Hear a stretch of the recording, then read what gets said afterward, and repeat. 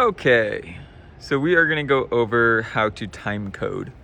So I brought Ableton up here and hooked it up so that we can kind of do everything right here. I loaded a random scene, and as you can see, there is no time code. Time code will show up there if there is any time code on this one.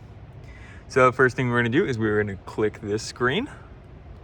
We are gonna make sure that over on this side now, that the internal, the TC internal is set to TC external. That means it will receive time code from Ableton, which is right here.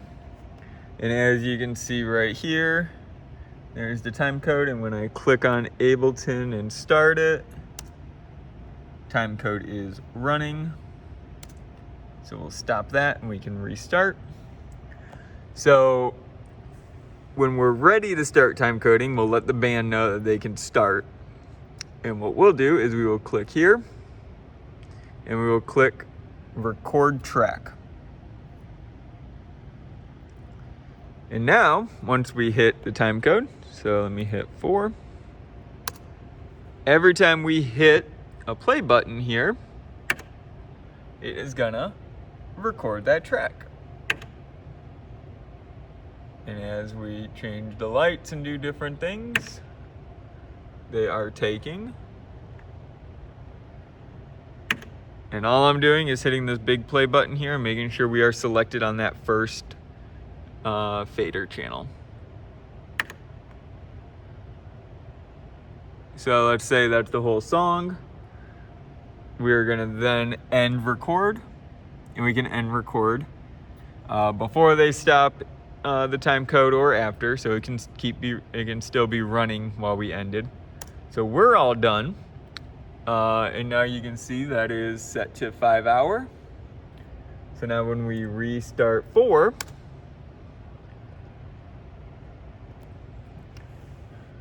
and boom.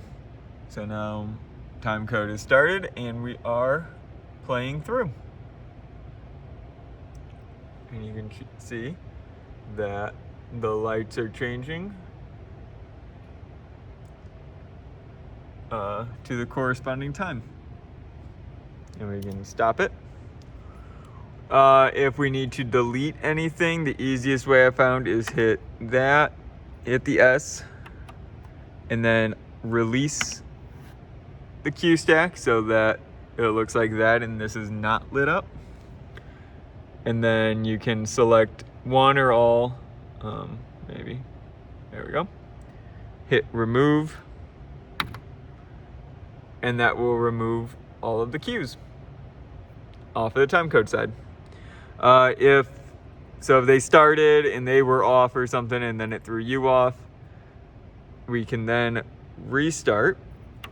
I normally always trigger the blackout before we actually start the time code so that when we come in, it'll be on blackout. So we're on blackout already. And then we'll click this and we will just hit insert in track. And now we are recording again, so we can record over what we did before. So as we start Ableton, and we can see time code started, we can then take those cues again. And they will actually play out. That's just one light on. There we go. And then once we're done again, we just hit end record. If you need to adjust any times in here, I recommend writing it down first and then typing in your new times.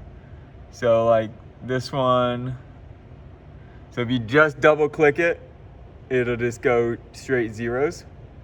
So the better way is to actually type it out here first.